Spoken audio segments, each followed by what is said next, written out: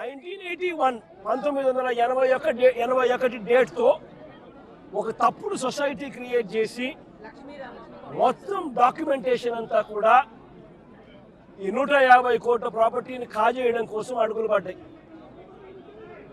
వీరందరూ చంద్రబాబు నాయుడుతో సన్నిహితులు.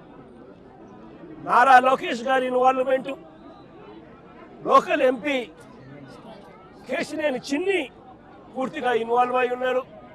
ఆ జనసేన కార్పొరేటర్ సంబంధించిన వాళ్ళ బ్రదర్ కూడా ఇన్వాల్వ్ అయి ఉన్నారు. ఇంతమంది కలిసి అధికార దుర్వినియోగం అనేది ఎలా ఉంటుందన్న దానికి నిదర్శనం ఇది. ఓవైపున కేసులున్నాయి, సుప్రీంకోర్టులో కేసు జరుగుతూ ఉంది. డిసెంబర్ 31వ తారీఖు వరకు వీళ్ళకి వెసులుబాటు ఉంది. మరోవైపున ఆ కేసు అక్కడ కొనసాగుతూ ఉండగానే 200 మంది పైచిలకు పోలీసులు ఇక్కడికి వచ్చి ఏకంగా ఈ పోలీసులు ఈ అన్యాయస్తులకు మద్దతు ఇస్తూ బుల్డోజర్లు పెట్టి పేదలను మధ్యతరగతి వాళ్ళను రోడ్డు పాలు చేసిన ఘటన ఇది. ఈ ఇళ్లకు సంబంధించి Vijayawada municipal corporation building plan approvals ఇచ్చినారు. విజయవాడ మున్సిపల్ కార్పొరేషన్ వారు బిల్డింగ్ ప్లాన్స్ అప్రూవల్ ఇచ్చినారు. ఈ ఇళ్లకు కరెంట్ కనెక్షన్ ఇచ్చినారు, డ్రైనేజ్ కనెక్షన్ ఇచ్చినారు.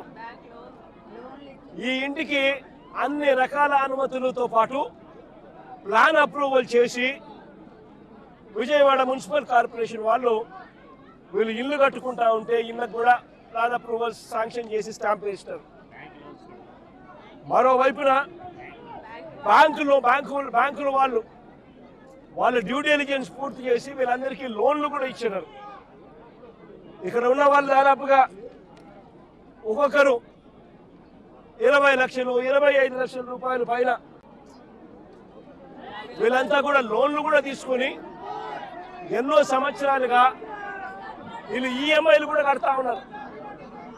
మరి నేను అడుగుతా ఉన్నా, స్థలం వేరొకరిదే అయితే రిజిస్ట్రేషన్ మీరు ఎలా చేయించారు అని అడుగుతా ఉన్నా.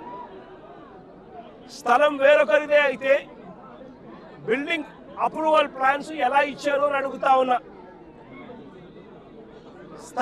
స్థలాలు వేరొకరివే అయితే ఈ ఇళ్లకు కరెంటు, డ్రైనేజు, ఇతర కనెక్షన్స్ అన్ని ఎలా ఇచ్చారు అని అడుగుతా ఉన్నా.